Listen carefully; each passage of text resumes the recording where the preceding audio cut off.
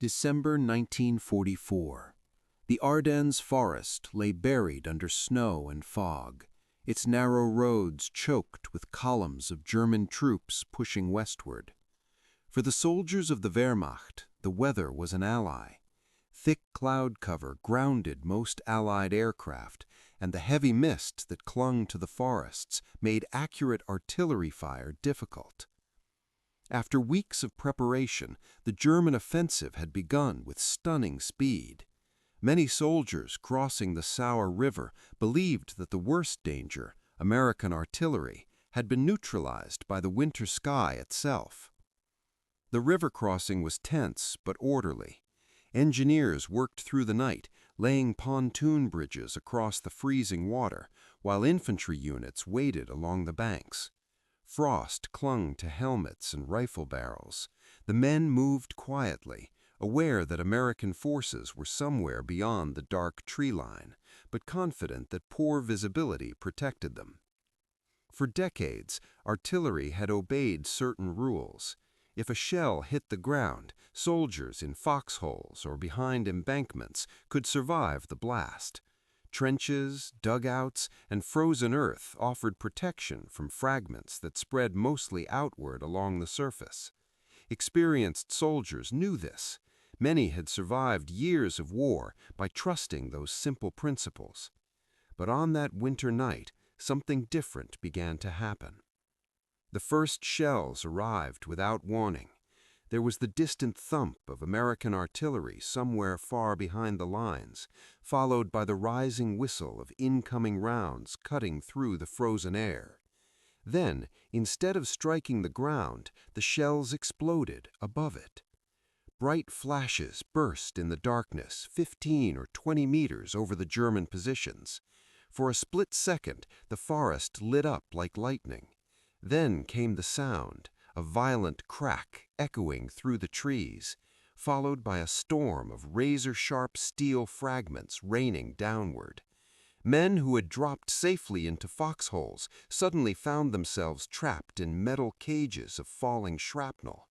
Trenches that normally shielded soldiers from ground bursts now worked against them, concentrating the deadly fragments into narrow spaces.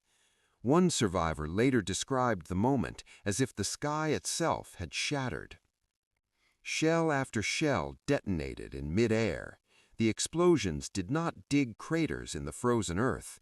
Instead, they burst high enough for their fragments to spread in every direction before gravity dragged them straight down into the forest below. In seconds, the battlefield became a killing field. German soldiers threw themselves flat against the frozen ground, but it made little difference. Steel fragments fell vertically, slicing through helmets, packs, and winter coats. Tree branches shattered above them, sending splinters raining down alongside the shrapnel. Officers shouted orders that could barely be heard over the explosions. Many troops had never experienced artillery like this before. The logic of survival they had relied on for years suddenly no longer worked. Foxholes were no longer safe, trenches were no longer protection. Even men lying flat on open ground could not escape the fragments falling from above. Within minutes, confusion spread along the line. Some soldiers believed the Americans had developed a new type of timed shell. Others thought aircraft must be dropping bombs through the cloud cover. A few even suspected hidden observers directing artillery fire with impossible accuracy through the fog. But none of those explanations matched what they were seeing.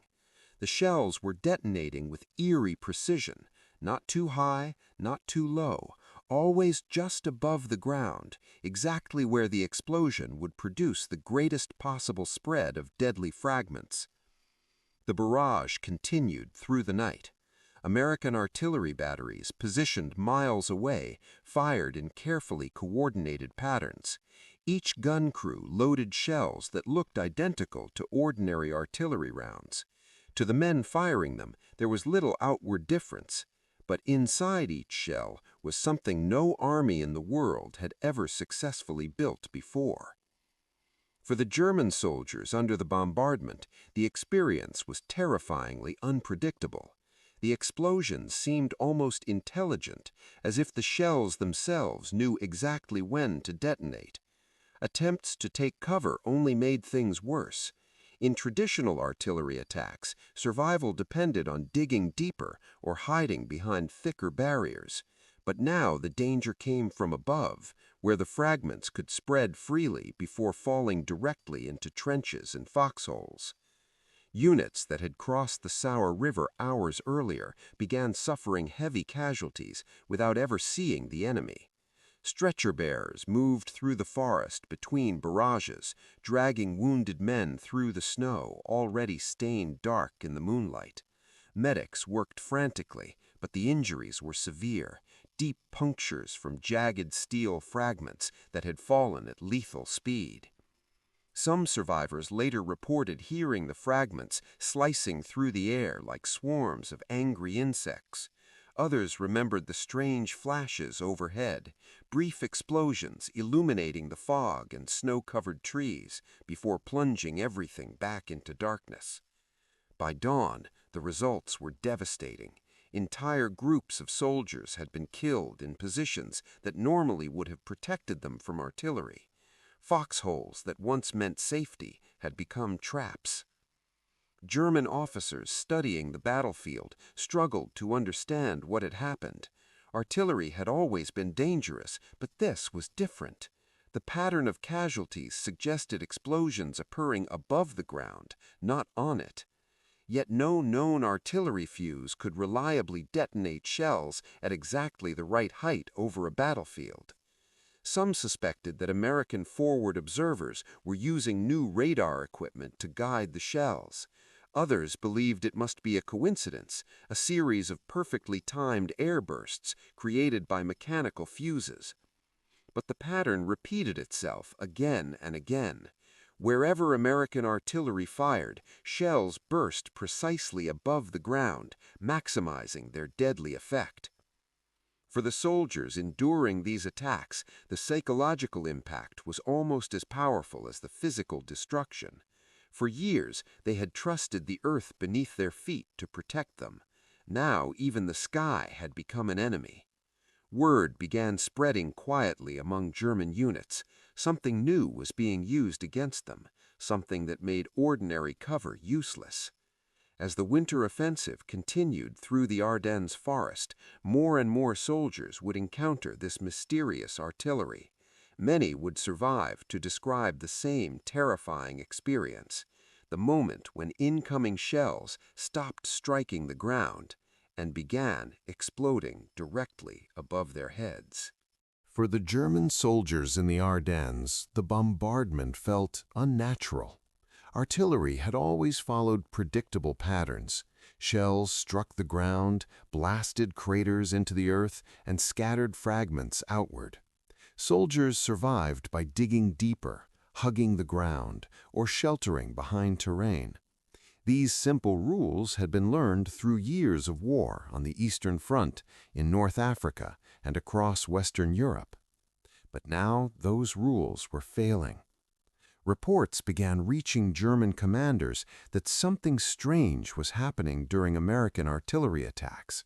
Entire squads were being wiped out while hiding in trenches that should have protected them. Foxholes were filled with casualties, even though the ground around them showed little sign of direct hits. Field officers initially suspected that American gunners had simply become more accurate. Perhaps new observation techniques were allowing them to detonate shells with perfectly timed mechanical fuses. But the evidence didn't quite fit. Mechanical time fuses had existed for decades. They could be set before firing to detonate a shell after a certain number of seconds in flight. The idea was simple. If the timing was correct, the shell would explode in the air before hitting the ground, spreading fragments over a wider area.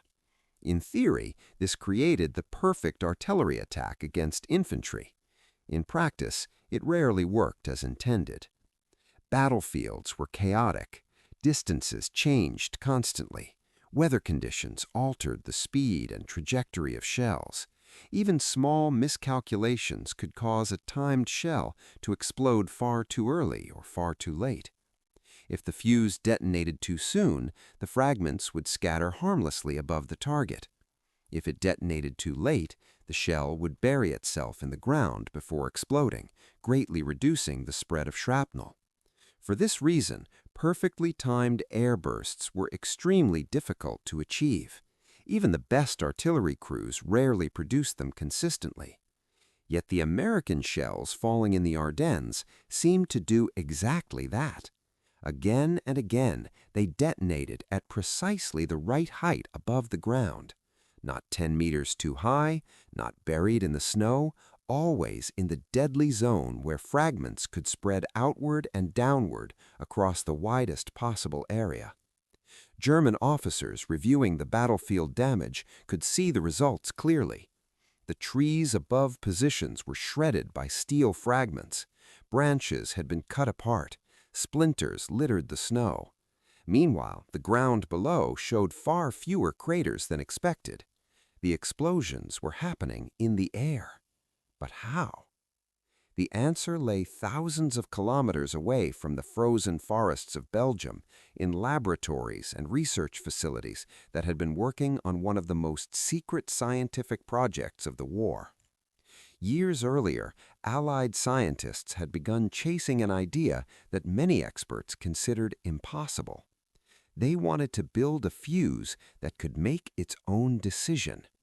Instead of relying on mechanical timers or impact triggers, this new fuse would detect the ground below it and detonate automatically at exactly the right moment.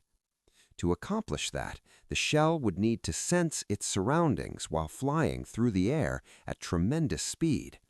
The concept sounded simple in theory, but the technical challenges were enormous. An artillery shell experiences some of the most violent conditions imaginable for any piece of equipment. When fired from a gun, the shell is subjected to accelerations tens of thousands of times stronger than gravity. The force is so extreme that delicate electronics normally shatter instantly. And even if the equipment survived the launch, the shell would spin rapidly as it traveled toward its target, sometimes rotating hundreds of times per second. Inside that spinning metal cylinder, any device would have to remain perfectly functional while enduring crushing acceleration, violent rotation, freezing temperatures, and sudden pressure changes. Most engineers believed such a device could never work. But a small group of scientists refused to accept that conclusion. Their idea was to place a tiny radar transmitter inside the shell. As the shell flew through the air, the transmitter would send out radio waves. When those waves bounced back from the surface below, a receiver inside the shell could detect the reflection. The closer the shell came to the ground, the stronger the reflected signal would become. At a certain distance, the device would trigger the detonation automatically. If it worked, every shell would explode at exactly the perfect height. No timers, no adjustments, no guesswork. But fitting a radar system inside an artillery fuse presented a challenge that bordered on the absurd. Radar equipment in the early 1940s was enormous. Entire rooms were filled with vacuum tubes, power supplies, and delicate circuits. Even the smallest radar sets used on aircraft filled large metal boxes. Now, scientists were being asked to shrink that technology until it could fit into the nose of a shell barely larger than a man's fist. Worse still, it had to survive being fired from a cannon. The solution required breakthroughs in nearly every aspect of electronics engineering. Vacuum tubes had to be redesigned to withstand massive acceleration. Circuit components had to be miniaturized and strengthened. Power sources had to be compact enough to fit inside the shell while still providing enough energy for the radar system to function. After years of experimentation, the scientists finally succeeded. They created what became known as the proximity fuse. Inside the metal casing of the fuse was a tiny radar transmitter, a receiver, electronic circuits, and a battery, all carefully engineered to survive the brutal launch of an artillery shell. When the shell was fired, the system would activate during flight. radio waves would begin bouncing off the ground below, and at exactly the moment the shell reached the most lethal height, the fuse would trigger the explosion. For the first time in history, artillery shells could think for themselves. The technology was so revolutionary and so dangerous if captured that Allied commanders treated it as one of the most closely guarded secrets of the entire war. At first, the weapon was only used at sea. Naval forces used proximity fuses to destroy enemy aircraft. If a shell passed close enough to a plane, the radar signal would bounce off the aircraft and detonate the round instantly. This dramatically increased the effectiveness of anti-aircraft fire. The results were spectacular. Enemy aircraft that once slipped between bursts of flak were now being destroyed by explosions triggered automatically as shells passed nearby. But there was a problem. If a proximity-fused shell failed to explode and landed intact behind enemy lines, the technology inside could potentially be recovered and studied. If German scientists captured even single working fuse, they might be able to copy the design. And that was a risk Allied leaders refused to take. For more than 2 years, strict orders prohibited the use of proximity fuses over land. The weapon remained hidden from enemy armies until the winter of 1944. When the German offensive erupted in the Ardennes, Allied commanders faced one of the most dangerous moments in the war in Western Europe. German forces had broken through American lines and were pushing rapidly toward key supply routes. Stopping the advance required every advantage available. Commanders were forced to make a decision. The secret weapon that had been protected for years could finally be used where it would have the greatest impact against German troops on the ground. When the order was given, American artillery units began loading shells equipped with the mysterious new fuse. The soldiers firing the guns could not see the electronics hidden inside the nose of each round. They only knew that the shells would explode before touching the ground. Miles away, German infantry crossing rivers and advancing through the forests of the Ardennes would soon discover the terrifying result. The sky itself had become the most dangerous place on the battlefield. Long before the explosions over the Ardennes shocked German soldiers, the story of the proximity fuse had already begun in quiet laboratories filled with chalkboards, oscilloscopes, and piles of fragile electronic components. In the late 1930s, as war spread across Europe, scientists in both Britain and the United States were racing to solve a growing problem.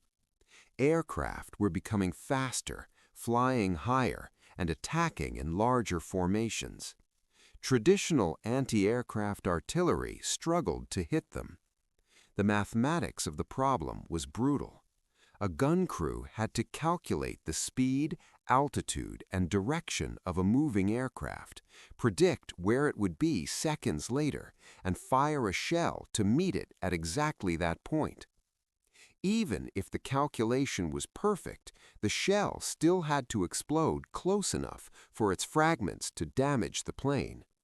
In most cases, the results were disappointing. Thousands of shells might be fired for a single confirmed kill. Scientists began searching for a way to remove the guesswork. What if an artillery shell didn't need to hit the aircraft directly? What if the shell could sense when it passed close to its target and explode automatically? The idea sounded revolutionary, but it also sounded impossible. Early radar systems had already proven that radio waves could detect distant objects. Britain's radar network had even helped defend the country during the Battle of Britain. But radar equipment in the early 1940s was enormous. A single radar installation could fill an entire building. Now, researchers were proposing to place that same technology inside the nose of a spinning artillery shell. Many engineers immediately dismissed the idea. Even if the electronics could somehow be miniaturized, they would never survive the violent forces involved when a shell was fired. When an artillery round leaves the barrel of a gun, it experiences acceleration forces that can exceed 20,000 times the pull of gravity. Imagine slamming a delicate glass radio tube against a wall at incredible speed. That was roughly the level of stress any electronic device would face during launch. And the violence didn't stop there. Artillery shells are designed to spin rapidly as they travel through the air. The rifling inside the gun barrel forces the shell to rotate, stabilizing its flight much like a spinning football. That rotation can reach hundreds of revolutions every second. Inside the shell, any electronic components would be spinning at the same incredible rate. Under those conditions, even a tiny imbalance could tear fragile circuits apart. Yet, despite all these obstacles, a group of scientists refused to abandon the concept. In Britain, researchers working on advanced radar technologies began experimenting with the idea of miniature radio transmitters that could detect nearby objects. At the same time, American laboratories were exploring ways to make electronic components stronger and smaller. The breakthrough came when British scientists shared their early research with the United States during one of the most important scientific collaborations of the war. Britain had brilliant researchers but limited industrial capacity. The United States, by contrast, possessed enormous manufacturing power and expanding research facilities. Together, the two nations launched a secret effort to turn the impossible idea into a working weapon. One of the most important centers of this work became the Applied Physics Laboratory in Maryland. There, teams of physicists, engineers, and technicians worked around the clock to solve the countless technical problems standing in their way. Their challenge was not just to build a tiny radar system, but to build one that could survive punishment far beyond anything ordinary electronics had ever endured. The early radar systems were based on vacuum tubes. These glass tubes controlled electrical signals and allowed radios and radar equipment to function. Unfortunately, vacuum tubes were extremely fragile. The thin glass envelopes often shattered under sudden shock. If the proximity fuse was going to work, engineers would have to redesign these tubes entirely. They experimented with thicker glass, stronger internal supports, and new methods of sealing the tubes so they could survive extreme acceleration. Each design was tested by firing prototypes from guns into sandbanks or water tanks. Many of the early tests ended in failure. Some tubes shattered instantly during launch. Others survived the acceleration but failed when the shell began spinning in flight. In other cases, the electronic circuits worked perfectly, but the power supply failed before the radar could activate. But with each failure, the scientists learned something new. Gradually, improvements accumulated. Vacuum tubes became stronger. Circuits became smaller. Engineers developed tiny batteries capable of activating automatically during the shell's flight. By 1942, the teams had created a prototype fuse that actually worked. Inside the nose of the shell was a miniature radio transmitter broadcasting a signal downward. A receiver listened for the reflected signal bouncing back from the ground or from nearby aircraft. When the returning signal reached a certain strength, the circuit triggered the explosive charge inside the shell. It was a stunning achievement. For the first time, a weapon could detect its own position relative to a target and decide exactly when to explode. But creating the device in the laboratory was the first step. The next challenge was producing millions of these fuses quickly enough to matter in a global war. American industry rose to the challenge with astonishing speed. Factories that had once produced radios and household electronics were retooled to manufacture the tiny radar components needed for the new weapon. Assembly lines began producing proximity fuses by the thousands, then by the hundreds of thousands. Workers handling the devices often had no idea what they were building. Security was extremely strict. The true purpose of the technology was revealed only to a small number of scientists and military officials. Even the artillery crews who eventually fired the shells were given very little information. They were simply told that the new fuses would increase the effectiveness of their guns. Meanwhile, the military conducted secret field tests. At one testing ground, artillery shells equipped with the new fuse were fired over open fields where target aircraft flew overhead. Observers watched carefully as shells detonated automatically when they passed near the planes. The results were dramatic. Instead of requiring thousands of shells to hit a single aircraft, gunners now needed only a fraction of that number. Anti-aircraft defenses became far more deadly overnight. By 1943, the proximity fuse had proven itself as one of the most advanced technological innovations of the war. Yet, despite its success, the weapon remained hidden from most battlefields. Military leaders knew the device was too valuable to risk losing.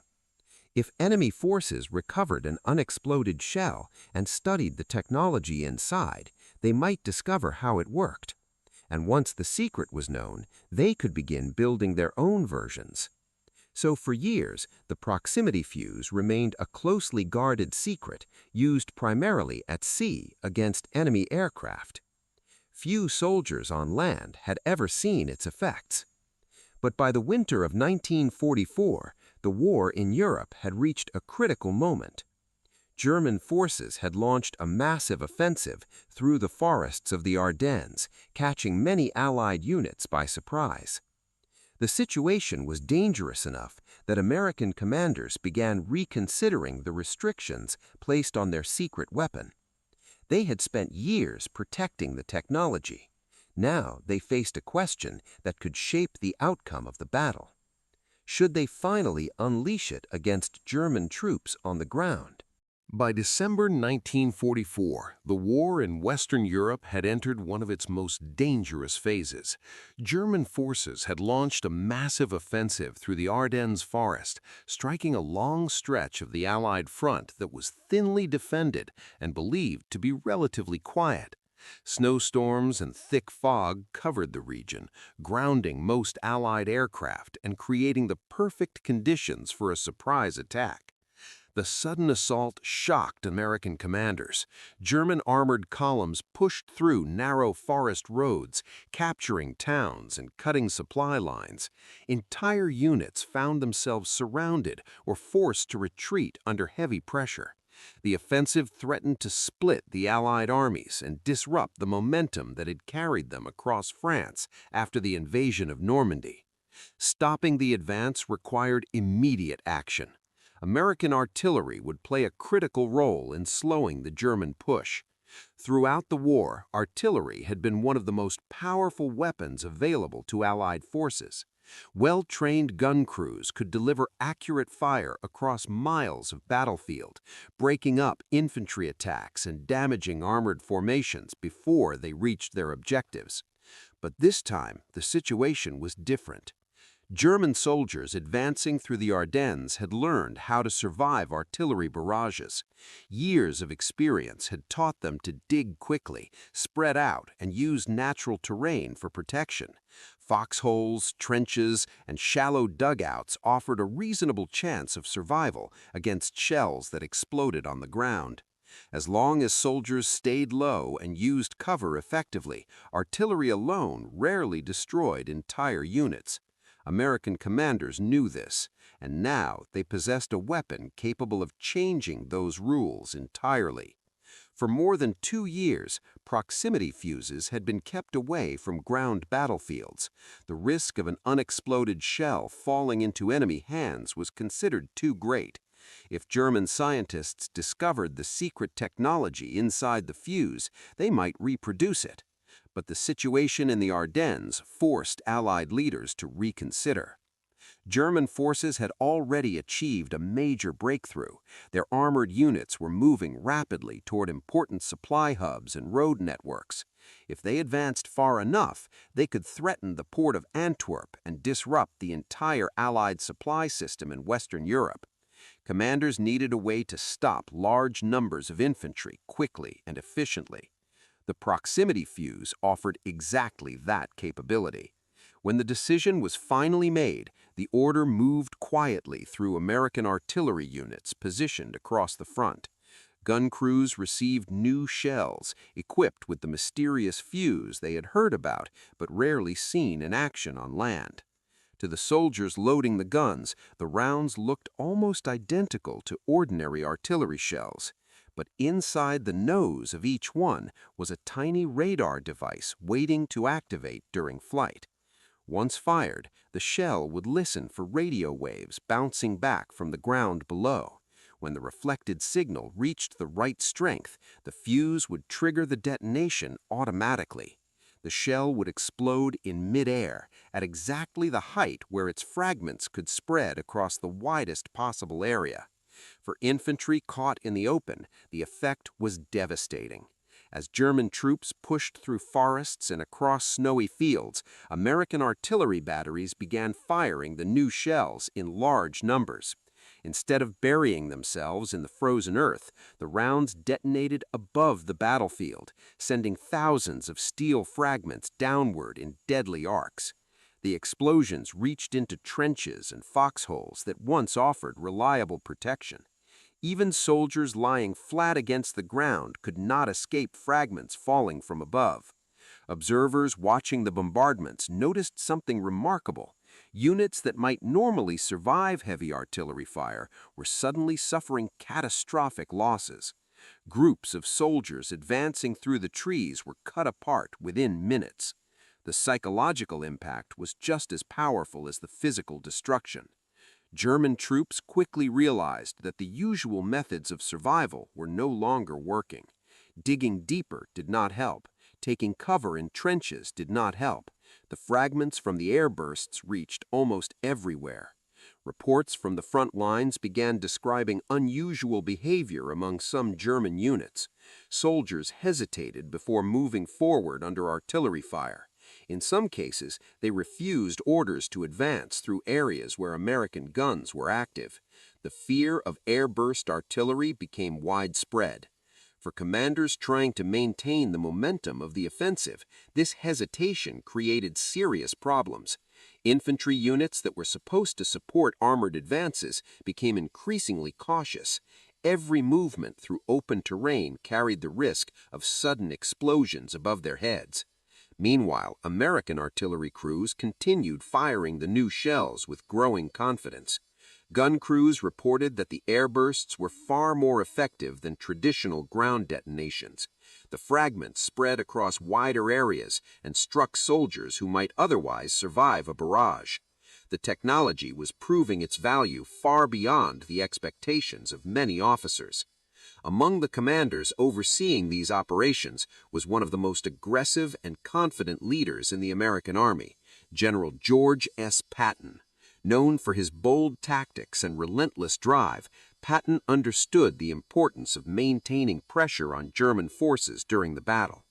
When he learned about the devastating effects of the new artillery fuse being used against German troops, he reportedly described it with a phrase that captured both its power and its timing. He called it a Christmas present for the Germans. The description reflected the moment in which the weapon appeared on the battlefield. The German offensive had begun in mid-December, and fierce fighting continued as the holiday approached. For the soldiers advancing through the frozen forests, the sudden arrival of airburst artillery must have felt like an unexpected and deadly surprise. Throughout the Ardennes, American artillery units used the proximity fuse to break up infantry assaults, protect defensive positions, and slow German movements along key roads. While tanks and armored vehicles remained difficult targets for fragmenting shells, the weapon was devastating against exposed troops moving through woods, villages, and open terrain. Gradually, the German advance began to lose momentum. The offensive that had started with such dramatic speed slowed as units encountered stubborn resistance and increasingly deadly artillery fire. Supply problems, fuel shortages, and determined Allied defenses all contributed to the eventual failure of the attack. But among the many factors that helped blunt the German offensive, the proximity fuse played a crucial role. For the first time in the war, artillery shells were no longer simply explosives launched toward a target. They had become something far more dangerous. Weapons capable of sensing their environment and choosing the exact moment to strike. By early 1945, the fighting in the Ardennes had begun to fade into history, but the weapon that had shocked German soldiers during that brutal winter was only beginning to reveal its true significance. What had started as a closely guarded experiment in secret laboratories had proven itself on one of the most dangerous battlefields of the war. The proximity fuse had changed the nature of artillery. For centuries, artillery had relied on simple principles. A shell either exploded on impact or detonated after a mechanical timer expired. The effectiveness of those systems depended heavily on the skill of the gun crew and the accuracy of calculations made before the shell ever left the barrel. The proximity fuse removed much of that uncertainty. Instead of relying entirely on timing or impact, the shell could now sense the environment around it. By detecting reflected radio waves, it could determine when it was close enough to a target and trigger its explosion at precisely the right moment. The effect was not simply an improvement, it was a transformation. Artillery shells equipped with the new fuse were far more lethal against infantry because they exploded in the air, allowing fragments to spread over a wide area before falling toward the ground. Soldiers who might normally survive a ground burst by diving into a trench or foxhole suddenly found that protection no longer guaranteed safety. The technology also proved extremely valuable in other roles. At sea, proximity-fused shells dramatically increased the effectiveness of anti-aircraft defenses. Before the invention of the fuse, naval gunners had to rely on timed bursts that often detonated too early or too late. With the new system, shells could explode automatically when they passed near an enemy aircraft. During the later stages of the war in the Pacific, this capability became especially important. Waves of attacking aircraft could be met with defensive fire that was far more accurate and far more deadly than anything used earlier in the conflict. Pilots who once slipped between bursts of anti-aircraft fire now faced explosions triggered automatically as shells passed nearby. In many cases, the number of shells required to shoot down an aircraft dropped dramatically. The proximity fuse also found use against new threats that appeared late in the war. One of the most famous examples involved the German V-1 flying bomb, an early cruise missile launched against cities in Britain. These pilotless weapons traveled at high speed and were difficult to destroy with traditional anti-aircraft fire.